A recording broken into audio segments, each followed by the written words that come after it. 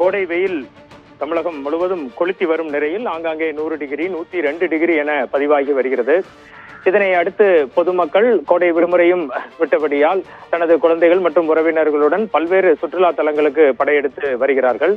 இதே போல திருநெல்வேலி மாவட்டத்தில் பாபநாசத்தில் அமைந்துள்ள அகத்தியர் அருவியில் மழை நேரங்கள் மட்டும் இல்லாமல் தாமிரபரணியின் கருணையால் எப்பொழுதும் வருடம் முழுவதும் தண்ணீர் விழுந்து வரும் அகத்தியர் அருவி அமைந்துள்ளது. இந்த அருவிக்கு தினமும் ஆயிரக்கணக்கானோர் படையெடுத்து வருகின்றனர். வனத்துறையின் கட்டுப்பாட்டுள்ள இந்த அருவிக்கு செல்லும் பாதை சாலை முழுவதும் குண்டும் குழியுமாக பொதுமக்கள் பயன்படுத்தும் நிலையிலேயே இல்லை என சுற்றுலா பயணிகள் அனைவரும் தங்களது புகாரை தொடர்ந்து தெரிவித்து வருகிறார்கள். ரித்தி, பாபநாசம் அருகே உள்ள இந்த அகஸ்தியர் அருவிக்கு செல்வதற்கு வாகனங்களுக்கு 30 ரூபாயும் குளிப்பதற்கு 20 ரூபாயும் வனத்துறையால் தொடர்ந்து வசூலிக்கப்பட்டு வருகிறது.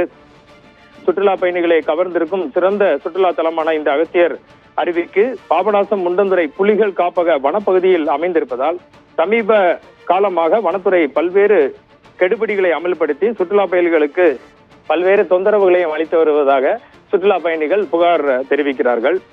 சுற்றுலா பயணிகளிடமிருந்து குளிப்பதற்கும் வாகனங்கள் நிறுத்துவதற்கும் கட்டணம் வசூலித்து வரக்கூடிய நிலையில் இந்த அகஸ்தியர் அருவிக்கு செல்லக்கூடிய சாலை முற்றிலுமாக விஷுவலை பார்த்தாலே தெரியும், முற்றிலுமாக குண்டும் குழியுமாக தினமும் பல்வேறு ஆபத்துகளை கடந்துதான் பயணிகள் சென்று வர வேண்டி இருக்குது. விபத்துகளும் தொடர்ந்து ஏற்பட்டு வருகிறது.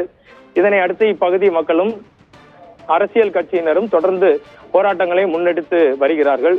இருப்பினும் வனத்துறை இந்த விஷயத்தில் இதுவரை எந்தவித முன்முயற்சியும் எடுக்காமல் தொடர்ந்து சுற்றுலா பயணிகளை வஞ்சிக்கும் விதமாகவே அந்த சாலையை சீரமைக்காமல் தொடர்ந்து இந்த சாலையை சீரமைக்காமல் இருந்து வருகிறார்கள்.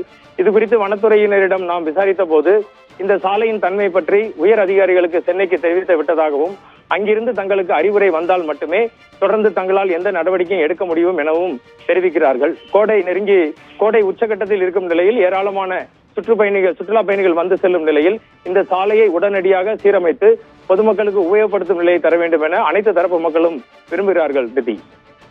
விவரங்களுக்கு நன்றி வனராஜ்.